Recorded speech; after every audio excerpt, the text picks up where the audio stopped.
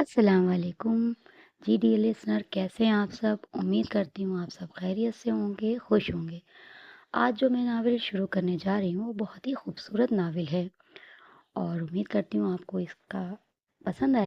Novel کا نام میں آپ کو بیچ ناول میں بتاؤں گی، تو چلیے بنا کسی دیری کے شروع کرتے ہیں۔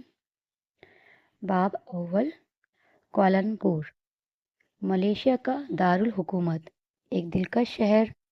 چائنا ٹاؤن کی رنگ برنگی مارکیٹس، ملائی خانوں کی خوشبو، مندروں کی سندرتا، کوالالمپور کا ہر کونا ایک کہانی سناتا ہے۔ سرمئی بادلوں کی اوٹ میں مہتاب کبھی چھپ جاتا تو کبھی جھلک دکھلا جاتا۔ صاف ستھری سڑک کے اطراف میں بہت سے درخت سایہ فغن تھے۔ گھنے اونچے درختوں کے پتے بھی چاندی کی روشنی میں چمکتے تو کبھی تاریکی میں ڈوب جاتے۔ سڑک کے اس پار ایک پولیس اسٹیشن کے بند کمرے میں لکڑی کی میز کے گرد دو کرسیوں پر دو نفوس بیٹھے تھے۔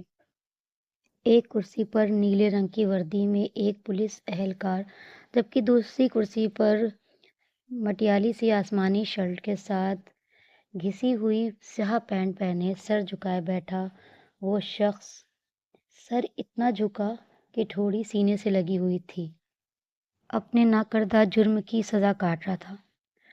تم کون ہو؟ پولیس افسر نے انگریزی زبان میں پوچھا تھا، کیونکہ مقابل ملائی زبان سے نابلد تھا۔ عبدالکریم۔ ڈیئر لسنر، یہاں پہ میں آپ کو بتاتے چلوں، اس ناول کا نام ہے الحمد سے والناس۔ یہ سیزن 2 ہے اور ایپیسوڈ 1۔ تو چلیے شروع کرتے ہیں۔ عبدالکریم، جھکی تھوڑی اٹھائی گئی تھی، میز کے اوپر لٹکتے برقمی کمکمے میں مایوسی میں گھری آنکھیں پل بھر کو چمکی تھی۔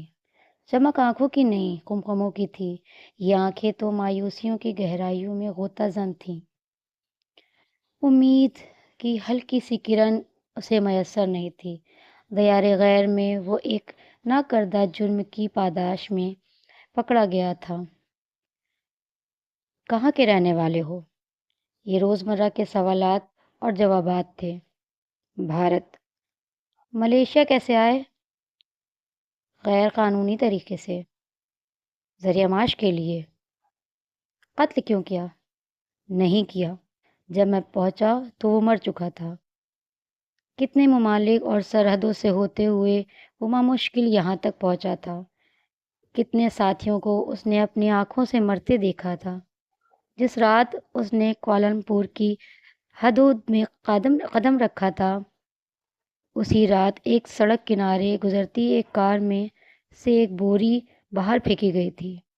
کار فراٹے سے آگے بڑھ چکی تھی، مگر منظر وہ آنکھوں کو ساکت کر گیا تھا۔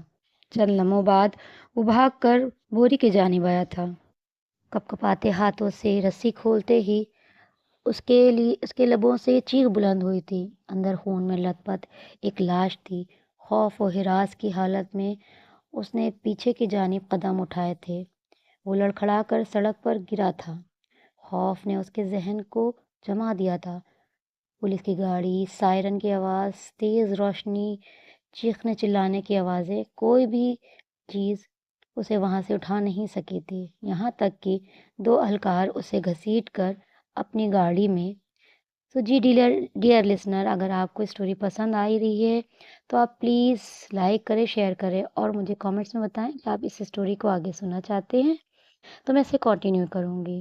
تب تک کے لیے اپنا خیال رکھیے گا۔ اللہ حافظ۔